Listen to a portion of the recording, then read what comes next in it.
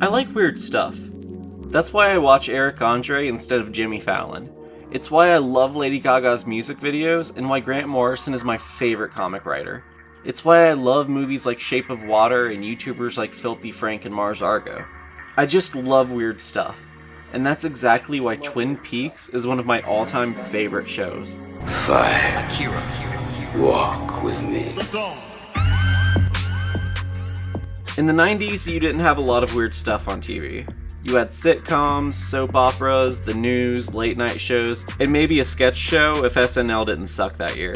But then Twin Peaks came along and changed the game forever. It was a cop drama combined with a soap opera, all with a touch of world-renowned director David Lynch's bizarre avant-garde flair. Twin Peaks brought serialized storytelling to primetime television, making it one of the first primetime shows with a story that actually went somewhere, instead of every episode focusing on a brand new story.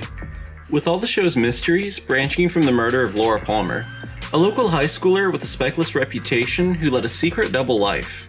But beyond that, the show delved into the supernatural, with the mystery spanning alternate dimensions, demonic entities possessing the townsfolk, and a dancing man in people's dreams that seems to know more than he's letting on. She's very secret. So whether you've seen the show or not, I hope you keep watching the video. While it's best to go into the show as blind as possible, I've done my best to keep the spoilers here as brief as possible, because one of the best parts of this show is trying to solve the mystery for yourself. So if you haven't seen Twin Peaks yet, I really hope this video convinces you to check it out. And then I hope it becomes as special to you as it is to me and all the other Twin Peaks fans out there. Now let's brew a hot cup of joe and make like a fish in a percolator. This is the weird lore of Twin Peaks. All the plot threads in Twin Peaks begin with a local fisherman finding the dead body of Laura Palmer. She's dead. Wrapped in plastic. Laura Palmer was a high school girl who spent her time helping her community in a small town where everybody knew each other. She was a cheerleader, did charity work for Meals on Wheels, held down a part-time job at the jewelry store, worked as a tutor, taught people English, and did so much more to benefit the community. But what the townsfolk of Twin Peaks didn't know was that Laura was also cheating on her boyfriend with a biker, working in a brothel, and helping run drugs across the border. I mean, let's be real, ignoring her secret second life, Laura was a college admission counselor's wet dream. So it makes sense that her death would come as a shock to those who didn't know about her hidden secrets. We could have saved Laura. None of us knew how much danger she was in. We could have helped her. Why didn't she talk to us? Hey guys, I can't hang out tonight. I'm busy doing a shift at the underage prostitution ring across the border tonight. And then after that, I'm busy being a drug mule for my boyfriend. And after that, I'm cheating on him. But I think I'm free tomorrow. I don't know, ask your dad. Laura's death serves as the inciting action that brings to light some of the hidden secrets of Twin Peaks, with every clue expanding in a different direction towards someone else's own dark secrets, including everything from affairs to a drug smuggling operation and even insurance fraud. And it's also Laura Palmer's death that brings FBI Special Agent Dale Cooper to town, a stoic yet eccentric investigator set on solving the mystery and bringing peace to the town of Twin Peaks. Oh, Diane, I almost forgot. Got to find out what kind of trees these are. They're really something. Cooper's investigation leads him on a wild goose chase, involving everything from international espionage to an underage brothel, a secret society within the town of Twin Peaks, and eventually to an alternate dimension. But reeling things back a bit, we also have Laura's high school friends and rivals, like her best friend Donna, her boyfriend Bobby, her former rival Audrey, and her secret lover James. While the sheriff's department are off doing their investigation, the teens find themselves leading an investigation all of their own. So I know we're not like friends per se, but I'm trying to have sex with that FBI guy, and I thought it would be like a good in for me if I help solve who killed Laura. And so I think we should team up in order to do that. Sure. I was already doing my own investigation, but I guess we can team up. Okay, cool. So I'm gonna get a job where she used to work and see if anything fishy is going on there. Then I think I'm gonna almost have sex with my dad. Does that sound good? Okay, sure, whatever you think you need to do. I think I'm just gonna keep being in a love triangle with her ex-boyfriend and her cousin that looks exactly like her. But you tell me how that goes for you, okay? So Audrey's dad is Ben Horn, and the Horns own the Great Northern Lodge and want more land around Twin Peaks for this big real estate thing. The only issue is the Packard Sawmill, a logging factory that employs most of the people that live in Twin Peaks. And Ben is having an affair with one of the Packard Sawmill's owners that wants to sell the mill, but she can't sell the mill because the mill is also partially owned by her sister-in-law, who's secretly dating the sheriff and may or may not be connected to an Asian mob or trap guys and overdescents inside the Great Northern Lodge. You see what I mean by this show is so weird and I love it? Because this show is so weird, and I love it. Who's the lady with the log? We call her the log lady. So Laura's lover, like not her boyfriend, the dude she was cheating on her boyfriend with, James is a biker, but not like a biker gang biker, but like a sweet and sensitive biker. He also has like 4 or 5 different love interests across the show's short-lived run on TV, and I mean, you know, it must run in the family, because James has this uncle that owns the local filling station, and he's married to this lady named Nadine, who hits her head and thinks she's a 16-year-old cheerleader. But anyway, Ed never really loved Nadine, and really only started dating her to get back at his ex Norma, who owns the Double R Diner. And Norma married this drug smuggler named Hank, but Hank's in jail. So Norma and Ed have been having an affair behind both of their spouses' backs, but you'll find out soon that Norma, Ed, Bob, and Catherine aren't the only ones having affairs in Twin Peaks. Because while Laura was cheating on Bobby with James, Bobby was cheating on her with a girl named Shelly, who also works at the Double R Diner with Norma. And Shelly is married to this complete fucking asshole named Leo Johnson. I have never hated a fictional character so much in my life. He is the Angelica Pickles of Twin Peaks. And believe me when I say he gets his just desserts in the end. Ice cream. Bobby! Hey, Leo! Oh, jeez. Good thing we didn't light the candles. Leo worked with Hank before Hank went to jail and has ties to drug smugglers across the Canadian border. Now Leo is a hitman, a drug mule, a masochistic asshole, whatever you need him to be really. And I guess you could call him an arsonist too, considering how he helped Lander myth. But you know what? I'm reaching spoiler territory. I've done enough explaining and I'm sure you get the gist of surface level Twin Peaks. So now let's talk about the weird shit. Wait, that wasn't the weird shit? Men only have 4 moods.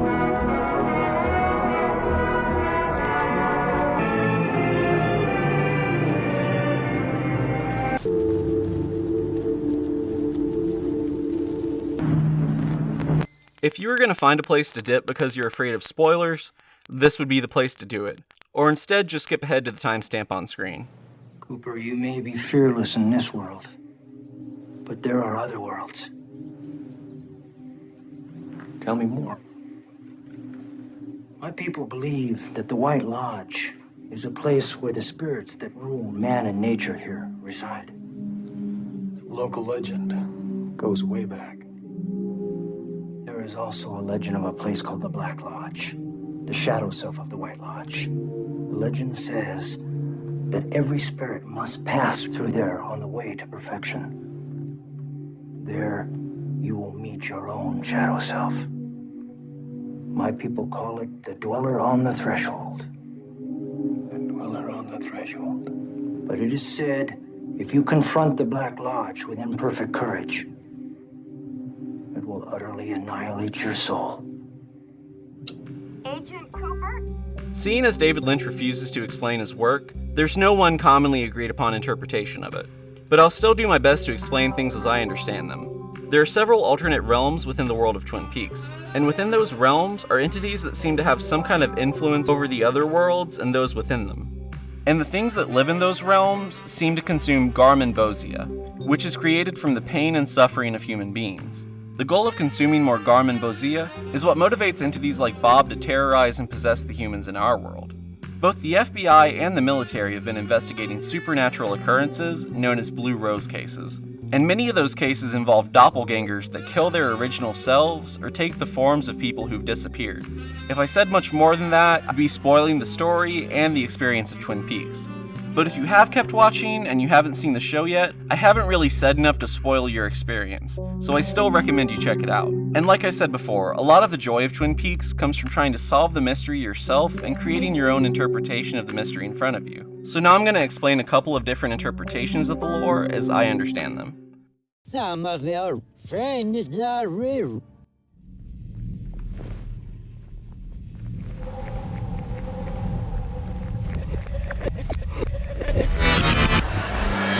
In order to properly interpret Twin Peaks, we need to talk about Lynchian symbolism. These are the clues that David Lynch leaves behind to help us interpret his artwork. You see, David Lynch started off as an abstract painter, and he brings the same principles you would see in an abstract painting to the world of film. So that means that whatever's happening on screen might not be a one-to-one representation of what's happening in the narrative. Instead, it might be a dreamlike abstraction of how the character's feeling, or their intuition, their hopes, fears, or their desires. Rather than having us accept the narrative at face value, Lynch wants us to question things on an emotional level. He doesn't just want us to watch his work, he wants us to feel it. Andy.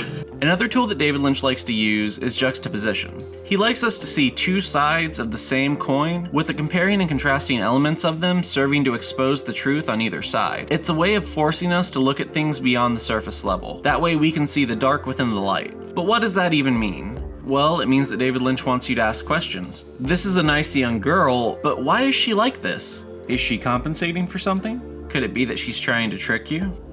But on the other hand, someone without ulterior motives might not try so hard to look like a good person. Do you know what I was doing? No, I don't. And someone who feels guilt might want to atone for their sins. What do you say? I don't know. I think I do. I don't ever want to hurt you, babe. Maybe that's our trouble, Ed. We never want to hurt anyone. We never just take what we want. There's a part of me that's beginning to think that this is how it is when you get to the end of your life. And then you don't have anything to show for it. You got a quaint small town full of pleasant people, but at night the darkness begins to seep out of its underbelly into the open. Twin Peaks is different. A long way from the world, you've noticed that. There's a sort of evil out there. Something very, very strange in these old woods. It takes many forms, but it's been out there for as long as anyone can remember. You got a troubled girl who seems to be Betty on the surface, but in truth is viciously Veronica beneath it all, hiding her inner struggles to maintain the image of the much-loved all-American girl who's got it all made in the shade, hiding her pain to keep up that facade, regardless of the fact that the hypocrisy of it all has ravaged her soul. You can find that kind of juxtaposition all throughout Lynch's works. In his other works like Lost Highway and Mulholland Drive, he uses characters who seem to have it all on the surface, only to have it juxtaposed with a harsher turn of events, or to showcase a character who lives under a set of the opposite circumstances. I think what Lynch wants us to get at is that the people who try to seem more successful or agreeable are overcompensating for something. And it's the ones without those facades that are the only ones that we can really trust to present things as they are. I play my part on life's stage. I tell what I can to form the perfect answer. But that answer cannot come before all are ready to hear. So I tell what I can to form the perfect answer. But I've been a selfish bitch to you all these years, and you've been a saint. Another Lynchian trope seems to be the meta-narrative surrounding violence. Twin Perfect postulated in their 4-hour Twin Peaks Explained video that the entirety of Twin Peaks exists as David Lynch's commentary on violence in media. Movies, TV, and media in general were all very different when Lynch was a child, and the original 2 seasons of Twin Peaks are presented in a manner that's similar to a soap opera. But it also features a soap opera as a show within the show that gives us hints about what's happening in the show itself. The characters in the soap opera are watching a soap opera. The things in the soap opera they're watching are happening in the soap opera they're living. Laura Palmer's identical cousin Maddie Ferguson, played by the same actress, shows up during the scene where we first see that one actress in Invitation to Love is playing 2 characters. Selena Swift as Emerald and Jade. Uncle Leland. Jade.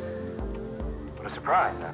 So if the show within the show can be used to explain the metaphors within Twin Peaks, does that mean that Twin Peaks itself serves as a metaphor for David Lynch's thoughts on media in our world, or on our world itself? It's an interesting question, and one that could be debated endlessly. And while I think Twin Perfect is on the right track, I don't think it's constructive to say that the entirety of Twin Peaks is just one thing, because there's so much more to it than just that meta-narrative. But it is a great theory. Jay from Red Letter Media puts it well here. And the central thesis being that the entire series is a meta-narrative about violence on TV, which I think that's a part of it. That's absolutely There's definitely a meta aspect to it, but it's like connecting everything to that robs the show of so many things that make it wonderful, including its entire emotional core. And speaking of Red Letter Media, if you're looking for more Twin Peaks content, I'd recommend both the Red Letter Media videos and Twin Perfect's Twin Peaks videos. They're really interesting examinations of the content, and the conflicts between the interpretations only make each of the videos more interesting to me. It's okay to find out someone else's take is different than your own. You could maybe even take notes of where their takes and yours overlap and conflict, and then those points of contention could be clues that help you unravel further meaning for yourself.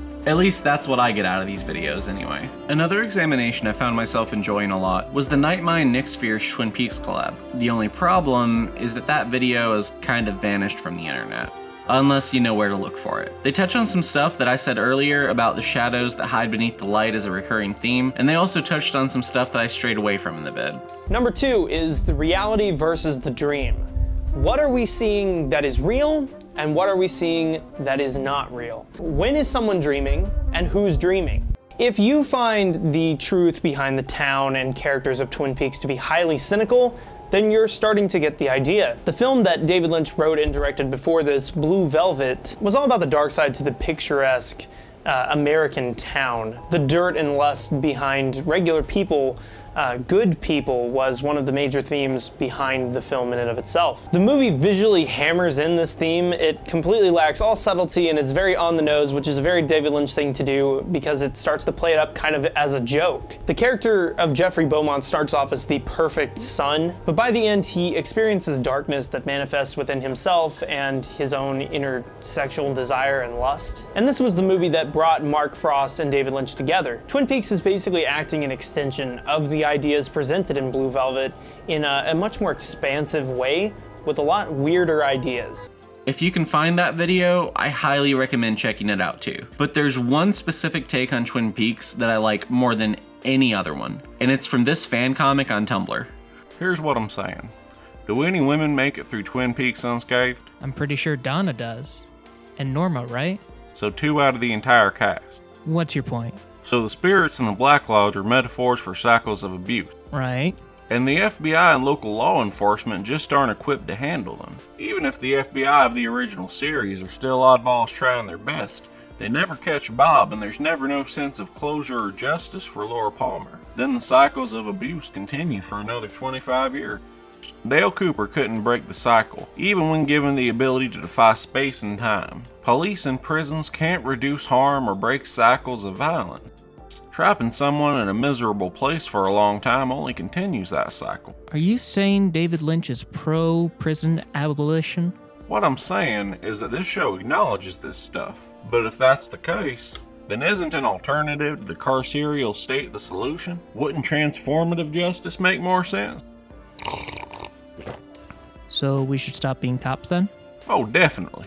I think this interpretation is pretty self-explanatory. Given the current political environment and the corrupt systems in place, as well as cultural norms that are slow to change, it's hard to combat these issues at their roots, as the roots of evil in Twin Peaks go so deep. The evil in Twin Peaks is rooted in economic disparity, generational abuse that's gone unaddressed, and people that are afraid to confront the darkness in their hearts and the hearts of those around them. Bob isn't just a demonic entity, but he's a metaphor for the cycles of abuse and hatred that continue for generations at a time because they go unaddressed. You got the high school sweetheart who was abused to the point of breaking bad, the nuclear family with a secret they refused to talk about, one the mom was very well aware of but chose to ignore, the wholesome small town with a seedy underbelly, the world where everything seems to be in order, but in truth purposefully creates the chaos that it claims to combat. And when you look at Twin Peaks through those lenses, I think it becomes more clear that Gordon Cole is intended to be a self-insert for Lynch to help guide the story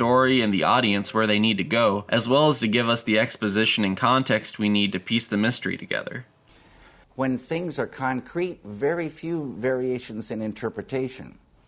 But the more abstract a thing gets, the more varied the interpretations. Elaborate on that. No, I won't. Ultimately, it was its release format that killed Twin Peaks. With new episodes dropping weekly and the airtime changing week to week, it became impossible to keep up with, especially considering TiVo was 10 years out and streaming was 20 years out. But with VHS re-releases and cable airings later on, the show's status as a cult favorite persisted, with Twin Peaks going on to inspire some of the greatest shows of the modern age, everything from The Sopranos to Atlanta, Grayson, Riverdale, even Gravity Falls and the best Scooby-Doo series have all cited Twin Peaks as a core inspiration for their storytelling and aesthetics. Twin Peaks shook up the world of TV storytelling forever. It reinvented what you could do with the format and inspired a whole new generation of storytellers.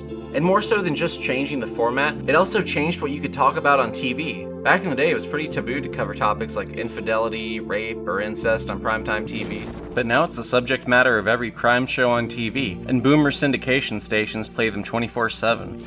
And in the modern age of streaming media, it became easier to watch Twin Peaks than ever before, meaning that the fanbase only continued growing for the 20 years it was off air, which led to a third revival season called Twin Peaks: The Return. But funny enough, The Return didn't even solve any of the lingering mysteries from season 1 or 2. Instead, it just made them that much more confusing. And in any other show, that would be a frustrating mess. But honestly, I wouldn't expect any less from Lynch or Twin Peaks. Because you don't watch Twin Peaks for the answers. You watch it for the questions it leaves you with after. And that's what makes the show so special. It's a show that makes you think, and for people that don't like to think, then it won't be enjoyable. So if your favorite movies are Fast and Furious or Transformers, then maybe this isn't the show for you. But if you like stuff like WandaVision or Legion or X-Files or American Horror Story, then this show is going to be right up your alley, I guarantee it. So if you haven't seen it before, I hope you give it a shot. I'm pretty sure it's still on Netflix. And if you have seen it, then I'm sure it's already as special to you as it is to me. Twin Peaks is up there with Community, Venture Brothers, and American Horror Story in terms of my favorite shows. And if it's not already, then I really hope it can become one of your favorites too. And before I wrap this up, I should also mention that I have an idea for another Twin Peaks video. I've had a theory about Maddie Ferguson for years now, and that's that Maddie and Dougie have more in common than not. And I think they're the same sort of entity, but that's all I'll say for now because I don't want to spoil too much. So if you want to see that video, then let me know in the comments down below, and let me know what you think of Twin Peaks too. And if you want to see more Super Swim Team 7, I've got more videos in the Weird Lore playlist, including some videos about Venture Brothers or Twilight, and in the future I'll be making one on American Horror Story, so keep an eye out for that one too. And consider it just another reason to subscribe if you haven't already. Don't be shy about leaving a like, and lastly, I'd like to thank my lovely supporters on Patreon. With all that being said, I've been Swim Team Chronicle 6 from Super Swim Team 7, signing off.